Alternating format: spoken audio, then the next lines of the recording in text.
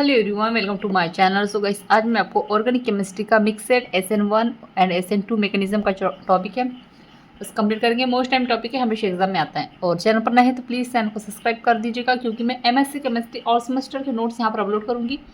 और अगर आपको MSc केमिस्ट्री के ऑल सेमेस्टर के नोट्स परचेस करने हैं तो उसके लिए आप मुझे व्हाट्सएप पर मैसेज कर सकते हैं। हैंडमेड नोट्स मिलेंगे बहुत ही कम प्राइस में। तो चलिए वीडियो को स्टार्ट करते हैं।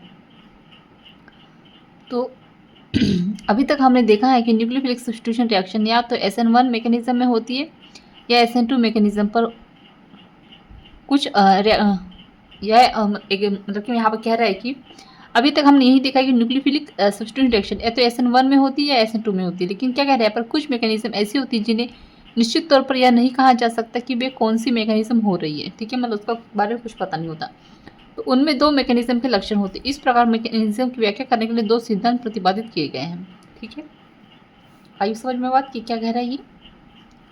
देखिए, किसी भी न्यूक्लियोफिलिक सब्स्टिट्यूशन रिएक्शन को हम किससे दो तरह की होती है। ठीक है, SN1 और SN2। लेकिन ऐसी कुछ रिएक्शन होती है ऐसे कुछ मैकेनिज्म होते हैं जिन्हें हम पता नहीं कर पाते कि ये कौन से मैकेनिज्म है। ठीक है, इसलिए इस कंडीशन में अगर ऐसे कोई मैकेनिज्म लक्षण होते हैं उसके, तो इस कंडीशन में हमने एक दो सिद्धांत प्रतिपादित किए गए हैं। ठीक है, तो फर्स्ट क्या है,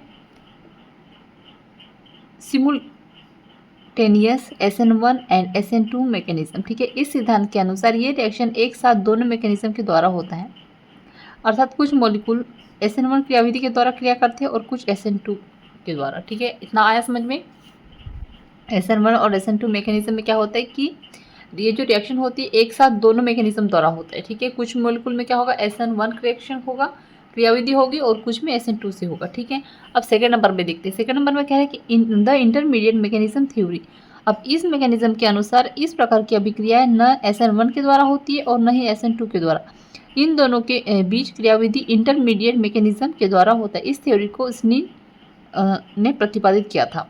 अब देखिए, फर्स्ट में जो है सिमुलेटेनियस SN1 एंड SN2 मैकेनिज्म, तो इसमें देखिए दोनों मैकेनिज्म यूज़ होती है। ठीक है, लेकिन एक ऐसी है यहाँ पर क्या है इसका नाम, द इंटरमीडिएट मैकेनिज्म थ्योरी में बताया गया है कि कुछ ऐसे मैकेनिज्म होते हैं जो न SN1 के द्वारा होते हैं न SN2 के द्वारा होते हैं। इसके लिए एक अलग से थ्योरी बनाई गई है। ठीक है, और उस थ्योरी का प्रतिपादन किसने किया है, स्नील ने किया है। वैज्ञानिक का नाम क्या था इनके, स्नील था। ठीक है, स्नील ने इसको प्रतिपादित किया। आगे देखेंगे।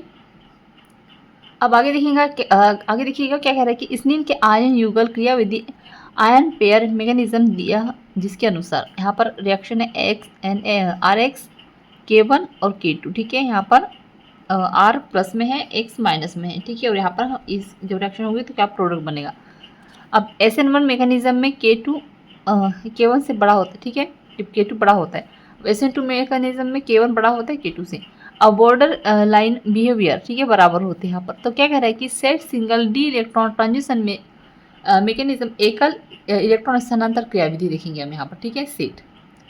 ठीक है, ये भी इसका भी मैं टॉपिक अपलोड कर दूंगी, वीडियोस अपलोड कर दूंगी। ठीक है, ये जो सेट वाला क्वेश्चन है, मतलब कि सिंगलेट डी इलेक्ट्रॉन ट्रांसफर में बहुत ज़्यादा इंपॉर्टेंट टॉपिक है। इसके बारे में भी हम अलग से टॉपिक बनाऊंगी, फिलहाल इसमें पढ़ लेते हैं अभी। ठीक है, तो क्या कह रहा है कि कुछ SN1 मैकेनिज्म में यह देखा गया है कि कार्बोकेशन के स्थान पर फ्री रेडिकल यानी मुक्त मूलक इंटरमीडिएट मध्यस्थ के रूप में बनते हैं। ठीक है, ऐसी रिएक्शन में बनने वाले कार्बोकेशन अच्छे इलेक्ट्रॉन एक्सेप्टर होते हैं, प्रतिस्थापी के रूप में प्रयुक्त न्यूक्लियोफाइलिक अच्छे इलेक्ट्रॉन डोनर होते हैं। फलस्वरूप SN1 में बनने वाला कार्बोकेशन न्यूक्लियोफिल से एक इलेक्ट्रॉन ग्रहण कर लेता है। ठीक है, आगे देखते हैं।